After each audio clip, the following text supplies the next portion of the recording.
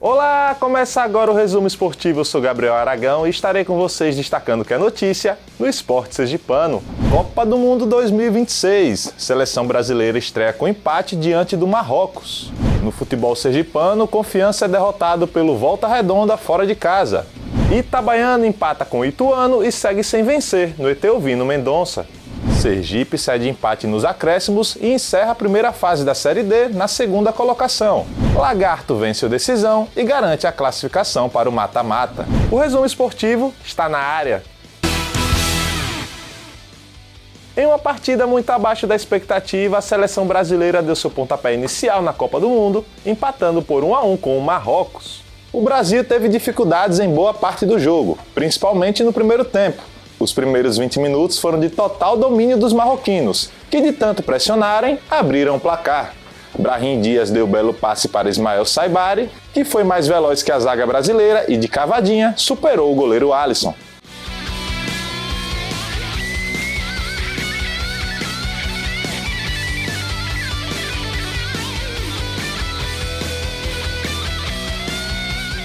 Aos 32 minutos, Vini Júnior foi para o mano a mano dentro da área e finalizou firme para deixar tudo igual.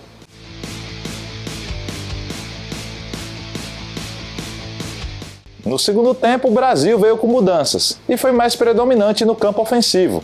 O Marrocos ainda deu sustos na defesa brasileira nos acréscimos. E após o apito final, a sensação é que esse empate ficou de bom tamanho para as duas equipes. A seleção volta a campo na próxima sexta-feira, às 21h30, para encarar o Haiti pela segunda rodada da fase de grupos. O Confiança foi derrotado pelo Volta Redonda por 1-0 no estádio Raulino de Oliveira, no Rio de Janeiro. O Dragão até criou boas oportunidades e teve mais posse de bola em diversos momentos, mas acabou superado pelo gol marcado por Igor Catatal ainda no primeiro tempo. A partida começou movimentada e com as duas equipes buscando o ataque. No entanto, foi o Volta Redonda quem mostrou maior eficiência aos 16 minutos. Pedro Costa fez o cruzamento e Igor Catatal subiu livre para cabecear e abrir o placar.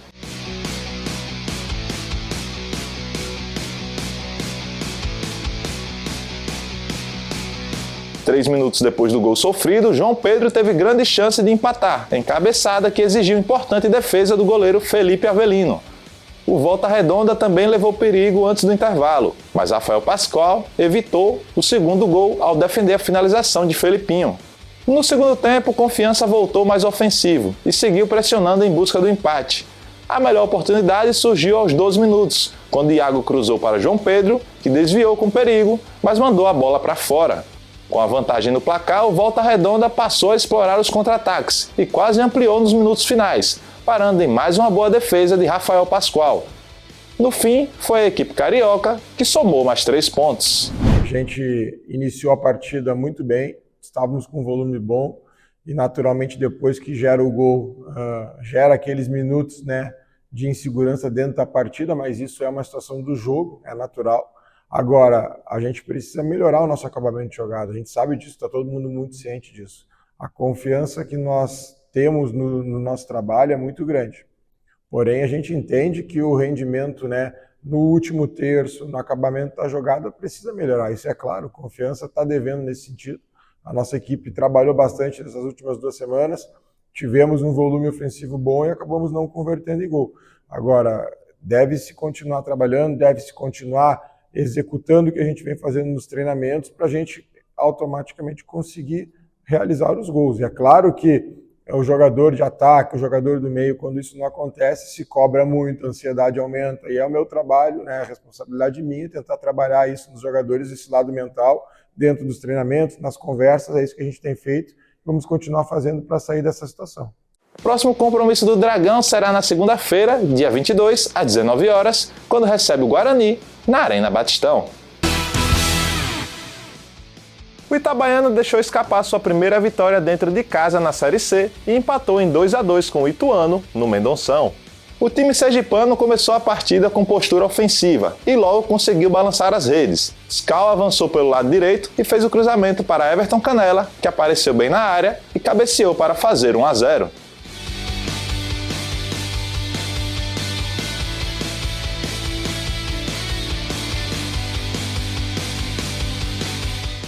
O segundo gol saiu já nos acréscimos da etapa inicial.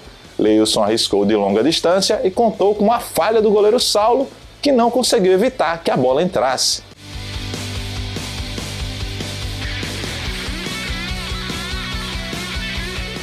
A situação parecia tranquila para os donos da casa, mas o cenário mudou logo no início do segundo tempo. Aos 6 minutos, Neto Berola fez o cruzamento e Thiaguinho aproveitou a sobra para finalizar forte e diminuir a diferença.